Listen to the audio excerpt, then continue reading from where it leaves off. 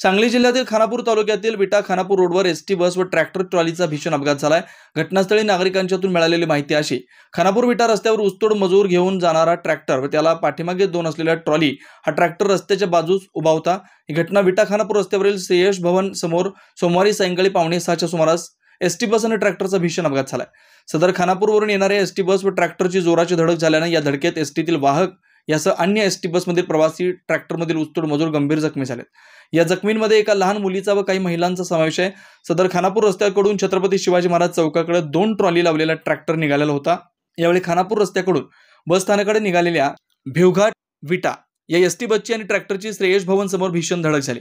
यावेळी ट्रॅक्टर ट्रॉलीला एसटीची पाठीमागून धडक बसल्यानंतर बसमधील व ट्रॅक्टरमधील प्रवासी गंभीर जखमी झाले। या अपघातात एसटी बसच्या समोरील बाजूचं मोठं नुकसान झालंय। या अपघातात कोणतीही जीवितहानी झालेली नाही।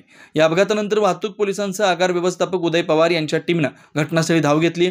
त्यानंतर अपघातात जखमी झालेल्यांची माहिती घेतली। तातडीनं जखमी प्रवाशांना रुग्णवाहिकेला पाचारण करून विट्यातील ग्रामीण रुग्णालयात उपचारासाठी दाखल केलं। या अपघातानंतर विटा खानापूर रस्त्यावर वाहतूक विस्कळीत झाली होती। विटा खानापूर रोडवर वाहतूक पोलिसांनी त्यातूनही येणाऱ्या जाणाऱ्या वाहनांसाठी मार्ग मोकळा केला। अपघातानंतर रस्त्यावर बघ्यांची मोठी गर्दी झाली होती। विटा भिवघाट एसटी बसमध्ये जवळपास 20 ते 25 प्रवासी असल्याची माहिती घटनास्थळी नागरिकांतून मिळाली। थोडक्यात ट्रॅक्टरची ट्रॉली पलटी होता वाचली। या ट्रॉलीमध्ये ऊसतोड मजुरासह लहान मुले व महिला असल्याचं माहिती आहे घटनास्थळी नागरिकांनी सांगितलं। या अपघातानंतर विटा पोलिसांनी घटनास्थळी धाव घेत सदर या अपघाताचा पंचनामा विटा पोलिसांनी घटनास्थळी केला। या घटनेची नोंद विटा पोलीस ठाण्यात झाली आहे।